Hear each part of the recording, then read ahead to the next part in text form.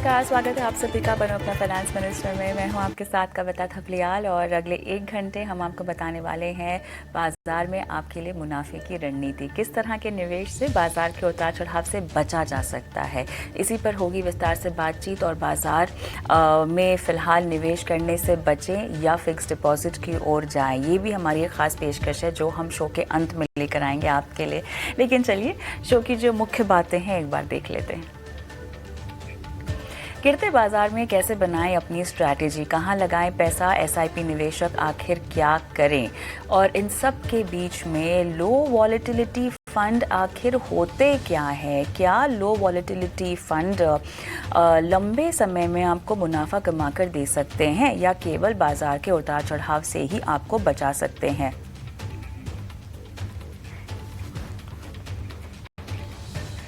बाजार में गिरावट क्या हो एक मुश्त निवेश की रणनीति, लक्ष्य करीब और मुनाफे में नुकसान, आखिर किस तरह से अपने प्रॉफिट को, पोर्टफोलियो में कमाए गए प्रॉफिट को आप बचा सकते हैं। इतना ही नहीं, मिड कैप स्मॉल कैप में आखिर आपको कितना निवेश अपना रखना चाहिए, जानेंगे हमारे एक्सपर्ट से शो में।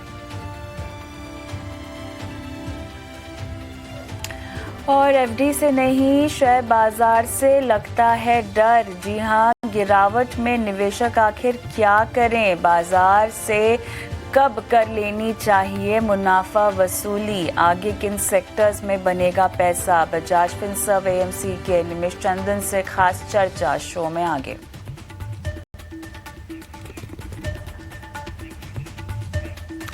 और अपने सवाल अगर हम तक पहुंचाना चाहते हैं तो बनो अपना फाइनेंस मिनिस्टर में हम देंगे आपको सलाह। और सलाह लेने के लिए अगर आप जयपुर में रहते हैं तो 22 फरवरी यानी कल आकर आप हमसे मिल सकते हैं। आपको रजिस्टर करना होगा 9650716790 पर। ये वो नंबर है जहां पर रजिस्टर करके आप बनो अपना फाइनेंस मिनिस्टर से मिल सकते हैं जयपुर में लाइव। रॉयल ललित होटल में ये पेशकश हमारी होगी जहां पर आप शिरकत कर सकते हैं। शिरकत करने के लिए आपको बस रजिस्ट्रेशन कराना होगा। नंबर आपकी स्क्रीन पे फ्लैश हो रहा है। तो सभी जयपुर वालों को हम आमंत्रित करते हैं, हमसे आके मिले, एक्सपर्ट से जाने बाजार के उतार चढ़ाव में मुनाफे की रणनीति कल।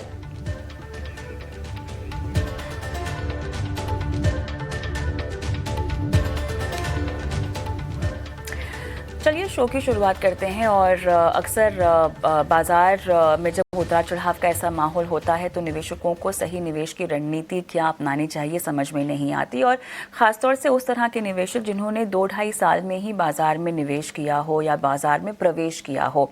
अब ऐसे माहौल में अगर आप एसआईपी के ज़रिए निवेश कर रहे हैं तो क्या आपको अपने एसआईपी में लगातार निवेश करते रहना चाहिए या निवेश की राशि को बढ़ाना चाहिए, या कुछ इस तरह के निवेश करने चाहिए जहाँ पर आपका जो पैसा आपने जमा किया है, जो उस पर आपने मुनाफा कमाया है, वो सुरक्षित भी रहे और आपको लंबी अवधि में फ़ायदा भी हो। मेरे साथ श्वेता रजानी जुड़ गई हैं जो कि हेड है म्यूचुअल फंड्स की आनंद राठी वेल्थ में। श्वेता, आपका स्वागत है। और श्वेता, यहाँ पर उतार चढ़ाव बाजार की फितरत है, इससे बचा नहीं जा सकता है। मार्केट साइकिल्स होत में चलता है और फिलहाल की साइकिल ऐसी है जहाँ पर हम देख रहे हैं कम से कम पूरे फरवरी महीने में अगर हम देखें तो भारी उतार चढ़ाव बाजार में हमने देखा है।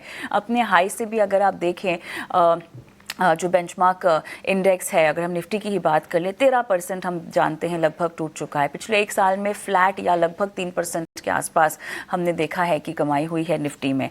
अब तेज़ उतार चढ़ाव मिड कैप स्मॉल कैप में भी हम देख रहे हैं, काफ़ी स्टॉक स्पेसिफिक चाल है जहां पर आपको थोड़ा मुनाफा हो रहा होगा। लेकिन ओवरऑल एक म्यूचुअल फंड निवेशक की अगर नज़रिए से मुझे बात करनी है तो आपके मिड कैप स्मॉल कैप में आपको थोड़ा सा घाटा दिखाई दे रहा होगा। लार्ज कैप में अगर आपने निवेश नहीं किया है तो वक्त आ गया है शायद आप लार्ज कैप की ओर चले जाएं।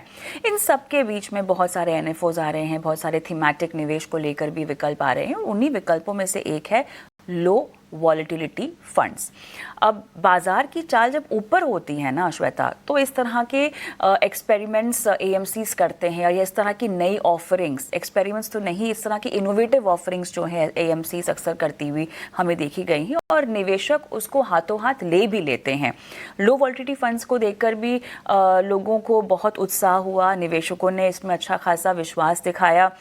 शुरुआत अगर 1-2 फंड से हुई थी कुछ 2-3 साल पहले, तो अब हम देख रहे हैं 15 से ज़्यादा फंड्स हैं। ये एक पैसिव अप्रोच है बाजार में बने रहने की। ज़रा ये अप्रोच समझाइए, क्या होते हैं लो वॉलेटिलिटी फंड्स?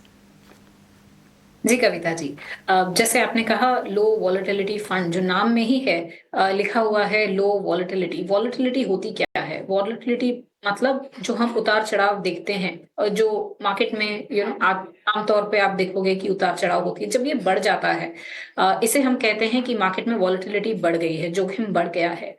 तो जो लो वॉलेटिलिटी फंड है वो करते क्या है, या वो इंडेक्स करता क्या है?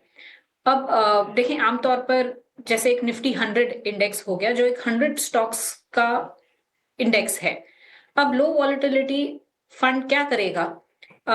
उस 100 कंपनियों में से वो हर कंपनी का देखेगा पिछले 6 महीने में जो वॉलेटिलिटी रही है, जहां कम हुई होगी। और वॉलेटिलिटी मेजर करने का एक टेक्निकल तरीका होता है, उसको हम कहते हैं स्टैंडर्ड डेविएशन।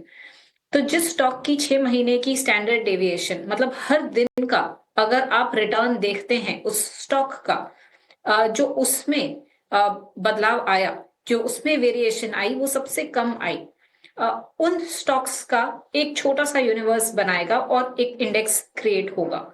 उसे हम कहते हैं लो वॉलेटिलिटी इंडेक्स। आज के दिन पे अगर मैं कहूं तो 4 ऐसे इंडेक्स अवेलेबल हैं। निफ्टी लो वॉलेटिलिटी 50, निफ्टी 100 लो वॉलेटिलिटी 30, निफ्टी 200 लो वॉलेटिलिटी, और एक जो आपका सेंसेक्स का लो वॉलेटिलिटी इंडेक्स है। ये बने हुए हैं। ज्यादा कर यहाँ पे एक खाली लो वॉलेटिलिटी की जो क्राइटेरिया है उस पे ध्यान दिया गया है।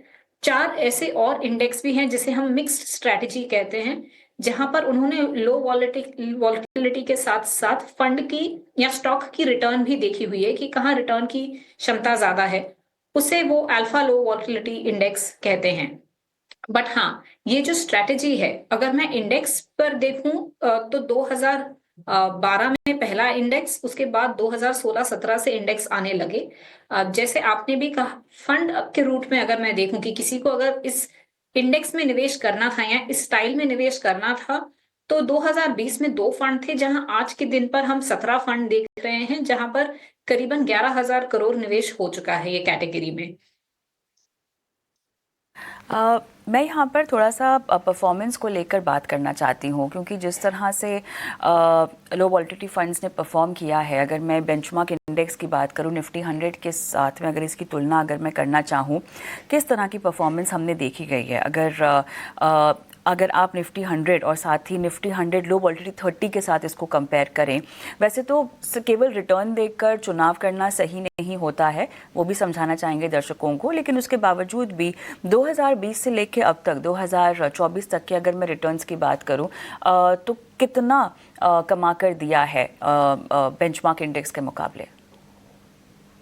जी, जैसे हमने निफ्टी 100 की बात की, तो वैसे ही निफ्टी 100 लो वॉलेटिलिटी 30 इंडेक्स है। अगर मैं उन दोनों को कंपेयर करूं और आज के दिन पर देखूं एक साल का रिटर्न, तो दोनों का ही लगभग साथ साथ चल रहा है। दोनों ही फंड निफ्टी 100 ने और लो वॉलेटिलिटी इंडेक्स ने करीबन सेम रिटर्न दिया है, 50 पैसे का फर्क है। लेकिन अगर मैं 2020 से इसे देखूं, तो मैं कहूंगी कि कुछ साल ऐसे हैं, 3 साल हैं जहां पर, और मैं आपको साल भी बता देती हूँ, 2020, 2022 और 2024, ये 3 साल हैं जहां पर आपको निफ्टी 100 जो इंडेक्स है उसने आपको करीबन थोड़ी ज्यादा रिटर्न दी हुई होगी लो वॉलेटिलिटी के कंपैरिजन में। लेकिन अगर मैं इसी को एक एक्टिव फंड से कंपेयर कर लूंगी, तो एक एक्टिव फंड ने आपको ज्यादा रिटर्न दी हुई है इंडेक्स लो वॉलेटिलिटी इंडेक्स के मुकाबले में, करीबन 3 से 4% की। तो हाँ, चाहे आप लो वॉलेटिलिटी इंडेक्स ले लें या जो मदर इंडेक्स हम कहेंगे, पेरेंट इंडेक्स जहां से वो स्टॉक्स उठाए गए होंगे, उनका रिटर्न आमतौर पर 50 से 70% के रेट डिफरेंस पे आपको लंबे समय में दिखेगा। हम लो वॉलेटिलिटी की बात कर रहे हैं और यहाँ पर बहुत सारी ऑफरिंग्स हैं, प्लेन वेनीला लो वॉलेटिलिटी फंड्स और वो फंड्स जिनमें थोड़ी सी मिक्स स्ट्रैटेजी है, इसके बारे में मुझे जानना है। एक तो वैसे ही थोड़ा सा समझने में ये जटिल है लोगों के लिए, अब उसमें एक मिक्स स्ट्रैटेजी भी आ जाती है तो और तड़का लग जाता है। सुनने में तो बहुत अट्रैक्टिव लगता है कि अच्छा वॉलेटिलिटी भी कम है लेकिन देखिए कमाई ज़्यादा हो रही है। क्या मिक्स स्ट्रैटेजीज हैं ये, और जब मैं प्लेन वनीला वॉलेटिलिटी फंड्स की बात करूं तो उनकी क्या खासियत होगी? जी देखिए, जैसे प्लेन वैनिला आपके जो लो वॉलेटिलिटी फंड या इंडेक्स हैं, वो खाली एक ही पैरामीटर पे ध्यान देते हैं कि उन स्टॉक्स की पिछले 6 महीने में जो वॉलेटिलिटी रही हो, वो कम रही हो। एक एक ही फैक्टर है जिसके बेसिस पे आप सिलेक्ट करेंगे। अब जब हम तड़के वाली स्ट्रैटेजी कह लें कि आपने 2 फैक्टर्स को मिक्स कर लिया है। एक तो आप जोखिम कम कर रहे हैं, तो आपने कम स्टैंडर्ड डेविएशन वाले स्टॉक्स उठा लिए, और आपको रिटर्न पे कॉम्प्रोमाइज नहीं करना, तो इसीलिए आपने क्वालिटी उन स्टॉक्स की कैसी है या उनका रिटर्न कैसा रहा है, उसके बेसिस पे भी 2 और फिल्टर लगा लिए अगर कंपनियों को सिलेक्ट करने में, तो उन्हें वो मिक्स्ड स्ट्रैटेजीज कहेंगे। और यहाँ पर 2 तरह की मिक्स स्ट्रैटेजी आ रही हैं। एक है आपकी अल्फा लो वॉलेटिलिटी। अल्फा को भी आमतौर पर रिटर्न की एक्स्ट्रा रिटर्न क्या आपकी बन सकती है मार्केट के कंपैरिजन में, तो वो एक स्ट्रैटेजी है। दूसरी है आपकी क्वालिटी लो वॉलेटिलिटी। क्वालिटी भी एक तरह से हम कह रहे हैं कि कंपनी की जो फाइनेंशियल्स की क्वालिटी है, अर्निंग्स की क्वालिटी है, वो अच्छी होनी चाहिए। तो ऐसी 4 इंडेक्सेस बनी हुई हैं जो मिक्स्ड स्ट्रैटेजी वाली हैं, अल्फा लो वॉलेटिलिटी और क्वालिटी लो वॉलेटिलिटी। लेकिन यहाँ पर मैं फिर आपको बताना चाहूंगी कि जो हम 17 फंड देख रहे हैं जो वॉलेटिलिटी इंडेक्स पे है, या डायरेक्टली या मिक्स स्ट्रैटेजी में, उनमें करीबन 60% का जो एसेट एयूएम है आज के दिन पे, वो प्योर लो क्वालिटी इंडेक्स की कैटेगरी में ही, और वहां पर भी खास करके हमने एक फंड में देखा हुआ है जो निफ्टी 100 का लो वॉलेटिलिटी 30 इंडेक्स है, वहां पर आमतौर पर निवेश हो रहा है। देखिए वैसे तो तुलना के पैरामीटर्स बहुत clear cut passive versus passive ही होने चाहिए, लेकिन मैं चाहती हूँ कि थोड़ा सा हम अगर इसको जो मुख्य कैटेगरीज हैं जहाँ पर लोगों ने बहुत उतार चढ़ाव के साथ मुनाफा कमाया है उसकी तुलना अगर मैं लो वॉलेटिलिटी फंड से करना चाहूँ, तो क्या मिड कैप स्मॉल कैप के पैसिव से ही हम इसकी तुलना कर सकते हैं? क्या आप मुझे स्टैंडर्ड डेविएशन के इस फॉर्मूले के बदौलत बता सकती हैं कि उतार चढ़ाव के बावजूद भी अगर हम देखें तो कितना कमाया है इन फंड्स ने? जी बिल्कुल, ये बहुत जरूरी बात आपने पूछी है कि देखिए, नाम में तो लिखा हुआ है लो वॉलेटिलिटी, लेकिन अगर हम एक्चुअली देखें कि क्या हुआ है इन स्ट्रैटेजीज में, तो अब इन्हें ज्यादा समय तो नहीं हुआ है, लेकिन अगर मैं पिछले 2 साल का एक रोलिंग, मतलब किसी का भी एवरेज 1 साल तक अगर उन्होंने इस स्ट्रैटेजी में निवेश किया होता, या निफ्टी 50 में या निफ्टी 100 में ही अगर निवेश कर लिया होता, तो रिस्क के मुकाबले क्या इनके आंकड़े लगते, तो स्टैंडर्ड डेविएशन अगर मैं कहूं लो वॉलेटिलिटी इंडेक्स का करीबन 10% का रहा है। वही अगर मैं निफ्टी 50 या निफ्टी 100 देख लूंगी, तो स्टैंडर्ड डेविएशन वहां 8.5% का चला है। मतलब नाम में लिखा हुआ है लो वॉलेटिलिटी, लेकिन एक्चुअली अगर हम देखेंगे तो जो नॉर्मल डाइवर्सिफाइड आपके इंडेक्स होंगे, उनके मुकाबले तो जोखिम कम नहीं है। और आमतौर पर हम एक स्टेप और आगे जाते हैं, हम कहते हैं कि हर 1% की आपने रिस्क जो ली है, उसके अगेंस्ट आपने रिटर्न कितना बनाया है, ये सही तरीका होता है देखने का। तो वहां पर जो आमतौर पर एफिशिएंसी रेशियो कह लें या शार्प रेशियो देखा जाएगा, तो जो डाइवर्सिफाइड फंड्स आपके होंगे या डाइवर्सिफाइड इंडेक्स भी अगर कोई आप ले लेंगे, तो वहां पर आपको ये एफिशिएंसी ज्यादा मिलेगी। तो इसीलिए कविता जी, मैं कहूंगी नाम तो है लो वॉलेटिलिटी, लेकिन अगर आप लंबे समय तक निवेश कर रहे हैं, तो डाइवर्सिफाइड इंडेक्स या डाइवर्सिफाइड कैटेगरीज में रहना आपके लिए ज्यादा बेहतरीन हो सकता है। ऑलराइट, मेरे ख्याल से श्वेता, बहुत दर्शकों के भी सवाल आ रहे हैं, उन सवालों के ज़रिए भी हम इस फंड की इस कैटेगरी की चर्चा करेंगे आगे, लेकिन फ़िलहाल इसको यहीं रोकते हैं, एक ब्रेक लेते हैं। ब्रेक के उस पार दर्शकों से भी बात करेंगे, पर मैं ब्रेक पर जाऊं उससे पहले एक बेहद खास इवेंट जो कि कल हो रहा है जयपुर में। तो सभी जयपुर वालों को बनो अपना फाइनेंस मिनिस्टर आमंत्रित कर रहा है 22 फरवरी यानी कल हम रॉयल ललित होटल में अपनी ये पेशकश लाइव आपके शहर लेकर आने वाले हैं। आप हमसे मिल सकते हैं, हमारे एक्सपर्ट से मिल सकते हैं, निवेश को लेके सवाल पूछ सकते हैं, अपनी निवेश की रणनीति बनवा सकते हैं मदद लेकर। आपको बस करना इतना है कि रजिस्ट्रेशन नंबर जो हम स्क्रीन पे फ्लैश कर रहे हैं वहाँ रजिस्टर कर दीजिए और बस पहुँच जाइएगा सुबह 10 बजे जब शुरुआत होगी हमारी इस बेहद खास चर्चा की। बनो अपना फाइनेंस मिनिस्टर आपके शहर जयपुर में 22 फरवरी को हम जुड़ेंगे, लेकिन उससे पहले जयपुर वालों के लिए एक खास ऐलान। बनो अपना फाइनेंस मिनिस्टर आपके शहर आ रहा है। आप सीधा हमसे मिल सकते हैं क्योंकि टीवी पर तो आप हमें देखते ही आए हैं, लेकिन हमसे रूबरू होना चाहते हैं, मिलना चाहते हैं 22 फरवरी को आ जाइएगा रॉयल ललित होटल में, जहाँ पर हम अपने एक्सपर्ट्स के साथ आपको और आपकी फाइनेंशियल प्लानिंग करने के लिए बिल्कुल तैयार रहेंगे। तो जयपुर हमारा पहला पड़ाव इस पूरे सीरीज़ में और 22 फरवरी को आपको आना है, लेकिन रजिस्ट्रेशन ज़रूर करवाना है। 9650716790 नंबर आपकी स्क्रीन पे भी फ्लैश हो रहा है। नंबर नोट डाउन कर लीजिए, रजिस्टर कराइए अपने आप को और फटाफट आ जाइए जयपुर। कल हमसे मिलने के लिए सुबह 10 बजे पेशकश की शुरुआत होगी, लाइव आपसे बातचीत होगी और आपकी पोर्टफोलियो की प्लानिंग भी होगी। ऑलराइट, शो को आगे बढ़ाते हैं। श्वेता रजानी मेरे साथ बनी हुई है और श्वेता, विनायक जाधव हमारे दर्शक हमारे साथ फोन लाइन पर भी हैं।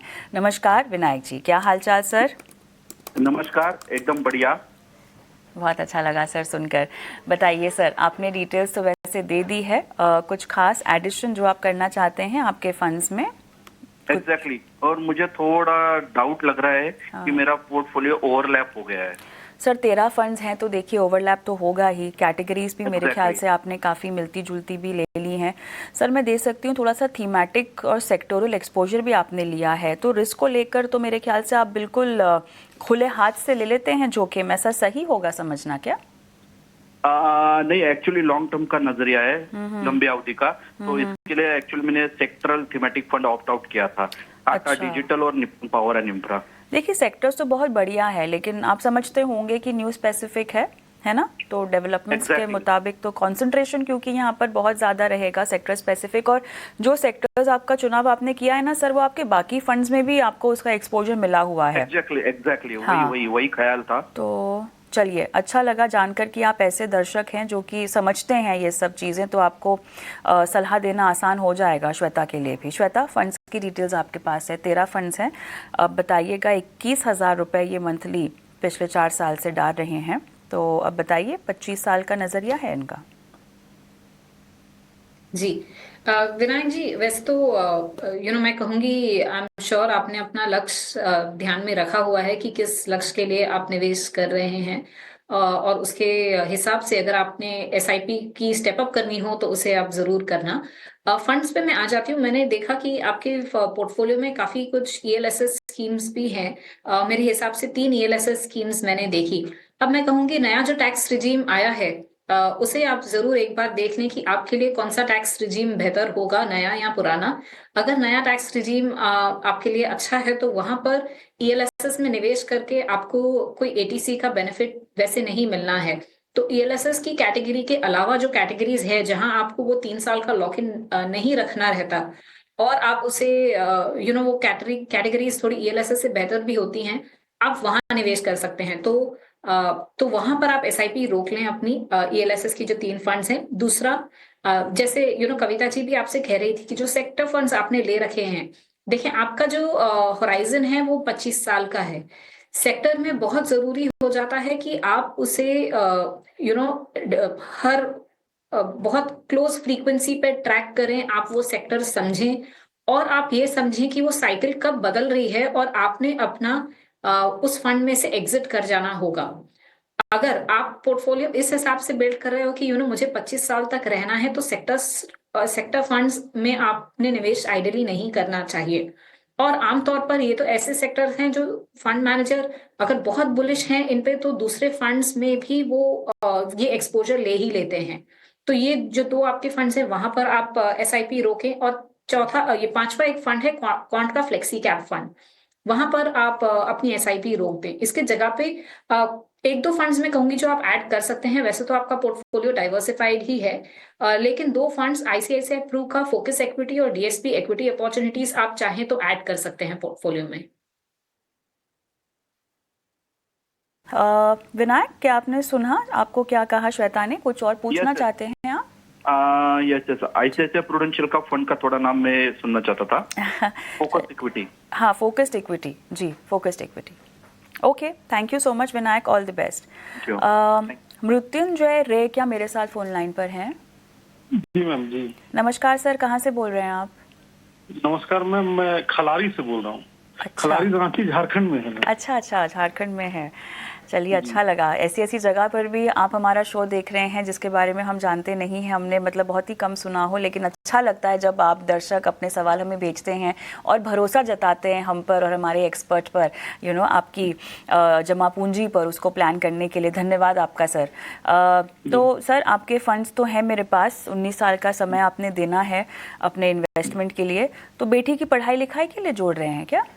जी मैम, एक्चुअली मेरा 41 साल ईयर हो गया है। अच्छा, और अच्छा। मैं उसमें अपना ये बच्चों लोग का पढ़ाई और अपना लास्ट रिटायरमेंट प्लान भी समझिए उसको।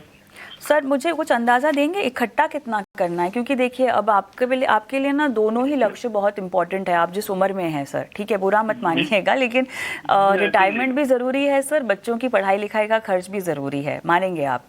तो अब मुझे कुछ रफ बताइए, कितना आप सोच रखे हैं अपने जहन में कि इकट्ठा करेंगे? कम से कम 1 करोड़ मैडम। 1 करोड़ ना? चलिए, आप सरकारी कर्मचारी हैं, कुछ बताएंगे? क्या पेंशन है आपकी? जी मैं कोल इंडिया में काम करता हूँ। अच्छा अच्छा, ठीक है सर। कोल इंडिया में काम करता हूँ। ठीक है, तो सर रिटायरमेंट के लिए क्या आप इसी पोर्टफोलियो पे आश्रित रहेंगे पूरी तरह से हर महीने के खर्च के लिए, कि कुछ और बंदोबस्त है?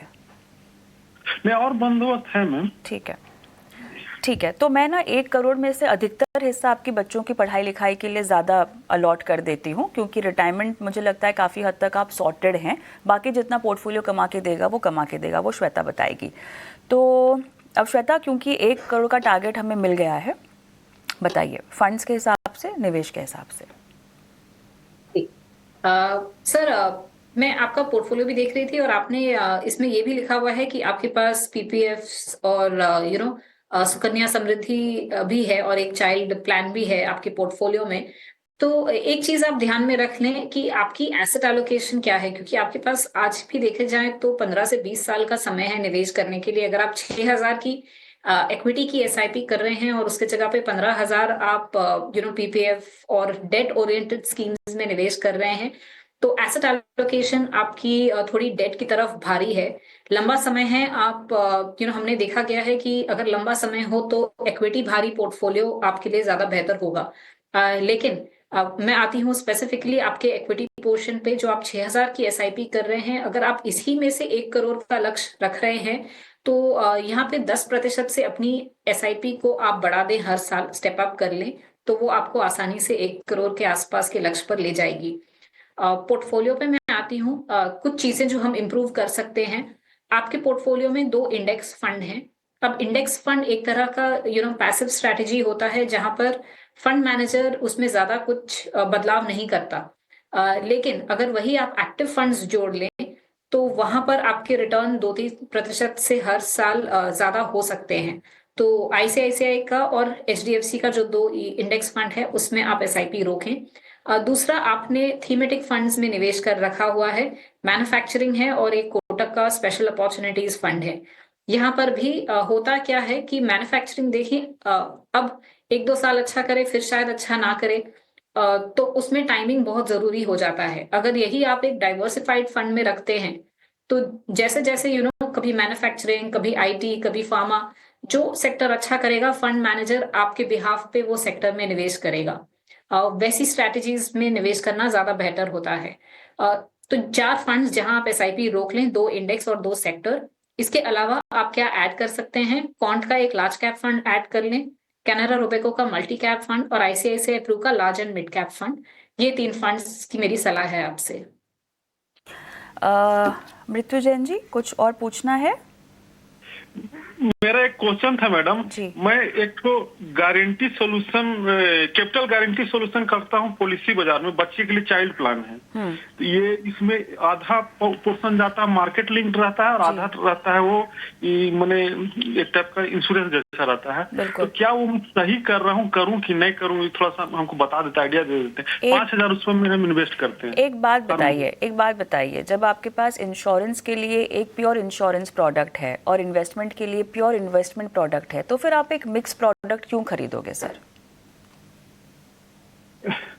यहाँ पर पता है हो क्या रहा है, आप पैसा तो डाल रहे हैं, कितना डालते हैं आप हर महीना?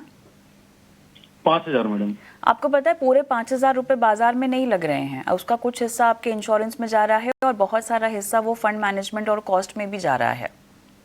अब इसमें अगर आप लंबा रुके रहेंगे ना 15-20 साल तक, तब जाके आपको फायदा होने वाला है। वही पैसा श्वेता, वही पैसा अगर ये डायरेक्ट इक्विटी में डाल दें, ठीक है, और अपने लिए अलग से टर्म प्लान ले लें, अलग से अपने लिए हेल्थ प्लान ले लें, तो कितना फायदा हो पाएगा? जी कविता जी, आपने बिल्कुल सही कहा। यहाँ पे जो कॉस्ट फैक्टर होता है वो बहुत ज्यादा हो जाता है। मैं आपको रफली कुछ आंकड़े बताती हूँ। अगर ये फंड आपको 6-7% की रिटर्न देगा, जो आमतौर पे मैंने देखा है कि कम भी होती है काफी केसेस में। वहीं आपको अगर आप एक एक्विटी फंड में, अगर मैं लॉन्ग टर्म एक्विटी का ट्रैक रिकॉर्ड देख लूं, तो 11 से 13% की रिटर्न एक्सपेक्ट करना एक बहुत ही रीजनेबल एक्सपेक्टेशन मानी जाएगी। तो आपको जितना यहाँ जमा होगा, मैं कहूंगी उससे ऑलमोस्ट डबल, एक अगर आप खाली एसआईपी कर लेंगे तो उससे बेटर आपकी एक जमा पूंजी बन जाएगी। Jain ji, all the best sir. और अपने लिए इंश्योरेंस के लिए एक टर्म प्लान लीजिए, अगर आपने नहीं लिया है। इन्वेस्टमेंट की रणनीति अलग रखिए। देखिए, इंश्योरेंस में भी इन्वेस्टमेंट के प्रोडक्ट्स हैं और वो प्रोडक्ट्स मैं ये नहीं कह रही हूँ कि वो गलत है, लेकिन उसका कॉस्ट फैक्टर एक बार आप समझ लीजिए, उसके मुताबिक ही आप उसमें निवेश कीजिए। और अगर उससे बेहतर विकल्प है तो क्यों आपको ऐसे मिक्स प्रोडक्ट में जाना है? ना ही निवेश हो पा रहा है अच्छे से और ना ही इंश्योरेंस आपको मिल पा रहा है, बस एक गारंटीड प्लान का नाम दे दिया और आपने खरीद लिया। आगे बढ़ते हैं। सुंदर गौर साहब मेरे साथ फोन लाइन पर हैं। सर नमस्कार। नमस्कार मैम। कैसे हैं सर? अच्छा हूँ, आप कैसे हैं मैम? मैं बिल्कुल ठीक हूँ सर, धन्यवाद। सर 6 फंड्स हैं पोर्टफोलियो में, मेरे पास डिटेल्स तो हैं। पिछले 2 साल से इन्वेस्ट कर रहे हैं और कितने साल करना चाहते हैं? हाँ, 10 साल, मिनिमम 10 साल। मिनिमम 10 साल ना, बढ़िया है सर, टॉपअप भी करेंगे। सर 42 तो आपकी उम्र हो गई है। अब मुझे बताइएगा, ये पोर्टफोलियो क्यों बनाया है, किस फाइनेंशियल गोल के लिए बनाया है? लड़का का एजुकेशन और हाउस, ठीक है, बनाने के लिए। कब होगा ये सब? बेटे की पढ़ाई के लिए पैसे कब लगेंगे, घर के लिए पैसे कब लगेंगे और कितने लगेंगे? 10 साल का बाद मैम, 10 साल का बाद ही सब कुछ। पहले तो बेटा का पढ़ा, उसके बाद घर। 75 लाख में हो जाएगा सब कुछ? ऐसा 75 लाख में होगा सब कुछ? ऐसा तो मेरा मानना है। तो सर आज की तारीख में 75 लाख आपको बड़े लग रहे हैं, लेकिन श्वेता अपने कैलकुलेशन में बताएंगी कि 10 साल के बाद 75 लाख की वैल्यू क्या रह जाएगी। तो हम 75 लाख को बढ़ाकर थोड़ा सा 1 करोड़ कर लेते हैं, कर दें सर? हाँ सर, हाँ मैम, हाँ मैम। इसीलिए बोल रहे हैं सर, क्योंकि महंगाई ना फैक्टर इन नहीं की है आपने, ठीक है? तो वो मैं क्यों कह रही हूँ वो श्वेता समझाएंगी। श्वेता बताइए। जी सुंदर जी, देखिए होता क्या है कि महंगाई तो हर चीज में है, खाने पीने से लेके पढ़ाई तक और दवाइयों के खर्चे तक पे महंगाई रखती है। तो अगर हम महंगाई का रेट देखें क्या है, तो वो करीबन मैं कहूंगी 6.5 से 7% के आसपास का चलता है। आमतौर पर जैसे मैं पढ़ाई ले लूं या घर की बात कर लूं, तो इसीलिए जो चीज आपको करीबन आप समझ लें आज के दिन पर अगर किसी चीज पर आपको 5 लाख खर्च करना पड़ रहा है, तो 10 साल बाद उसी चीज के लिए आपको करीबन 10 लाख का खर्चा होगा। मतलब आज से डबल खर्चा आप पकड़ के चलें कि उतना महंगाई के वजह से बढ़ जाएगा। तो अगर आज के तौर पर आपको लग रहा है कि घर खरीदने के लिए और पढ़ाई के लिए आज मुझे 75 लाख चाहिए, तो 10 साल बाद आप पकड़ के चलें कि उसी के लिए आपको करीबन 1.5 करोड़ तो चाहिए होगा। तो ये होता है महंगाई की वजह से हमारे पोर्टफोलियो पर जो असर आता है। और इसीलिए कविता जी आपसे कह रहे थे कि अगर आपको आज 75 लग रहा है तो करीबन आप 1 से सवा करोड़ के आसपास का तो पोर्टफोलियो बनाने की एक लक्ष्य को ध्यान में रखें। और वो करने के लिए आपको अपनी एसआईपी को करीबन मैं कहूंगी 10 से 15% हर साल बढ़ाना होगा। तो अगर आज आप 9,000 का आपका लमसम है और 21,000 की एसआईपी कर रहे हैं, तो 10% से तो आप उसे स्टेप अप कर ही रहे हैं हर साल। 10 के जगह उसे आप 15% से स्टेप अप कर लेना आगे जाकर, तो आप आसानी से एक कंफर्टेबल पोर्टफोलियो वैल्यू पर पहुंच जाएंगे। पोर्टफोलियो पे मैं आती हूँ, मेरी कुछ ऑब्जर्वेशन थी आपके पोर्टफोलियो पर। आपके पोर्टफोलियो में एक तो इंडेक्स फंड है, ग्रो का इंडेक्स फंड है, उसमें आप एसआईपी रोकें। एक ऑटो फंड है आपके पास, एसबीआई का ऑटोमोटिव पोर्ट फंड है। जैसे मैं बार बार कहती हूँ कि पैसिव से रहने से बेहतर है आप एक्टिव में रहें। और सेक्टर फंड आप ना लें, बिकॉज अगर वो सेक्टर आप नहीं समझते, उस सेक्टर को आप रोज नहीं ट्रैक कर रहे हैं, तो फिर वो फंड मैनेजर पे छोड़ देना कि कब निकलना है, कब निवेश करना है, वो ज्यादा बेटर होता है। इसके अलावा एक एक्सिस का मिड कैप फंड और क्वांट का स्मॉल कैप फंड है। यहाँ पर आप एसआईपी रोकें और जो आपका लमसम अमाउंट है उसे आप, अगर 1 साल हो गया है तो उसमें से आप निकल जाएं। इसके जगह पर आप क्या ऐड कर सकते हैं, कोटक का इमर्जिंग इक्विटी फंड है, इन्वेस्को का स्मॉल कैप फंड है और एसबीआई का large and mid cap fund है। ये 3 फंड्स आप ऐड कर लें प्लीज। सुंदर गौर साहब, सुना आपने श्वेता ने क्या सलाह दी, कुछ पूछना चाहते हैं? और पारक फ्लेक्सिकम में हम कभी कभी मैंने जब भी पैसा मिलता है हम 2,000 5,000 ऐसे करके वन टाइम इन्वेस्ट करता हूँ, तो वो चलेगा? तो अगर फ्लेक्सी कैप कैटेगरी ही अगर आप देख रहे हैं तो मैं कहूंगी आप एचडीएफसी फ्लेक्सी कैप एक बेटर फंड रहेगा पराग पारक के कंपैरिजन में आपने निवेश करने के लिए। सुंदर जी, अभय कुमार का हम सवाल लेंगे। ये यूट्यूब के ज़रिए उन्होंने हमें भेजा हुआ है। और SBI Contra, ICICI wild discovery और पराग पारक का फ्लेक्सी कैप है जिनमें ये निवेश कर रहे हैं। और 12,500 रुपये की एसआईपी करनी है, किस फंड में करें, 15 साल तक कितनी धनराशि इकट्ठा हो जाएगी, ये भी इनका सवाल है। ठीक, अभय आपने जो अमाउंट कहा है उसे अगर मैं देखूं तो 15 साल के आसपास में आप आसानी से एक रीजनेबल कॉर्पस पे मैं कहूंगी 30 लाख के आसपास तो पहुंच ही जाएंगे। लेकिन आपने 3 ही फंड बोले हैं, मैं कहूंगी 3 फंड में अगर आप निवेश कर रहे हैं तो एक एएमसी और स्कीम कंसंट्रेशन दोनों ही आ रही है आपके केस में। आमतौर पर अगर शुरुआत कर रहे हैं तो 20 से 25% से ज्यादा किसी भी एक स्कीम में ना रखें, ये मेरी सलाह है। पराग पारक फ्लेक्सी कैप फंड एक है जो मैं कहूंगी अगर आप एसआईपी कर रहे हैं तो वहां एसआईपी रोक लें। जो एसबीआई और आईसीआईसीआई वाला फंड है वो अच्छा है। इस पे जो आप ऐड कर सकते हैं अपने पोर्टफोलियो पे, आप ऐड करें एक एचडीएफसी का स्मॉल कैप फंड, इसके अलावा क्वांट का एक लार्ज कैप फंड और कोटक इमर्जिंग फंड ऐड कर ले तो large cap, mid cap, small cap तीनों ही आपके पास हो जाएंगे। लंबा समय है, पोर्टफोलियो में जरूर वैल्यू ऐड होगा। चलिए, तो अभय कुमार को ये सलाह आपने दी और इसी के साथ श्वेता, आज के शो में हमारा समय यही समाप्त होता है। बहुत बहुत धन्यवाद, आपने समय दिया, तमाम सवालों के जवाब भी दिए यहाँ पर। और